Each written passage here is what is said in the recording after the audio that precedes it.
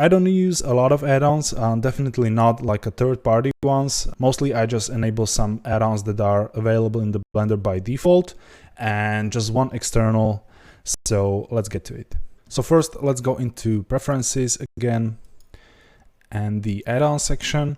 And right here you can see all the add-ons I have enabled. You can see more of them here, but a lot of them are enabled by default, and some of them I don't use that much. I've just experimented with them, so keep that in mind that you don't have to have all the things here enabled. I will show you what's important.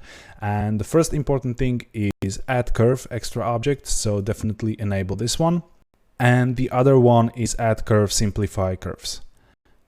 And the third one, very important, add mesh extra object. So definitely enable curve extra objects, mesh extra objects, and curve simplify curves. We might not use all of them in this course, but when I press Shift A to add some objects and go into the mesh option, there are a lot of things that you wouldn't see here if you had default Blender, and I don't want to feel like confused. So definitely enable these add-ons, and they will enable a lot of these advanced object creation options here.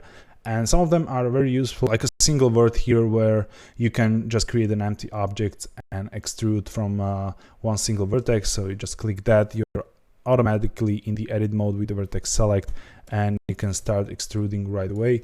So that's a very quick way how to create a new object. So that's mesh and curve extra objects. And simplify curves basically does what it says. So if you have a curve that's complex, you can use this add-on to simplify it. So when we get to something like that, you will be ready to use that command.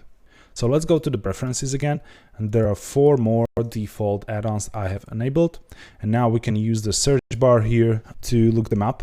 And first is loop tools. So you can see it's under mesh loop tools. You just enable this, and that will create more options for mesh manipulation. Let me show you what that does. So for example, this is a very good case where I can use the loop tools. Let's select this cube. Let's just go into the edit mode, and I will select these vertices around and right click, and you can see there's a new option here called loop tools, and I can use some of these functions which will help me to make some of the things I wouldn't be able to do manually, like turn this into a circle. So when I click circle, you will see this is all rounded, and now I can use this to maybe create some holes or stuff like that. So very useful add-on, and most of the time I use the curve command and one more, and that's called the flatten command. So if you have your geometry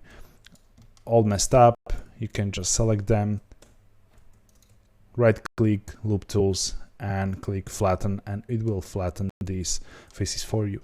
So yeah, that's the second one. And now let's move to the 2 others, and that's the Node Wrangler. So if you enter node, you can see there's Node Wrangler add-on here.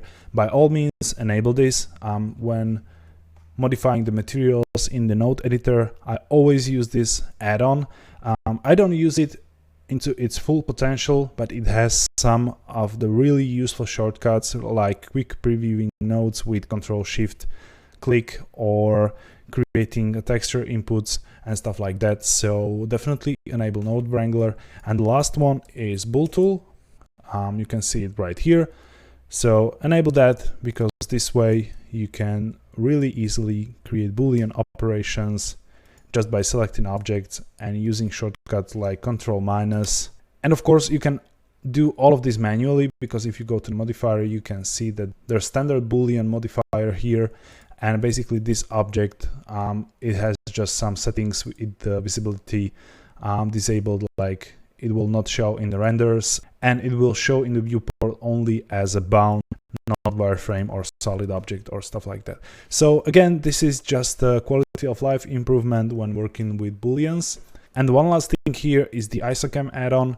You can find a link in the description under the video, and if I go to the preferences, you can just click install in the add-ons, locate either the Python file or the zip file, and then you will have the option to enable the add-on right here. So if I search for ISOCAM, I can see it right here. Just enable this. And then if you press N to show the side panel, you can see the PR ISOCAM option here. And this is just to quickly create isometric cameras in different configuration, like the true ISOCAM, game ISOCAM, and stuff like that. So yeah, please keep in mind when using the ISOCAM, you need to be in the object mode. If you're in the edit mode, this will throw an error. And at the same time, if you click multiple times, it will always create a new camera here and switch your active camera. So yes, this was basically all of it.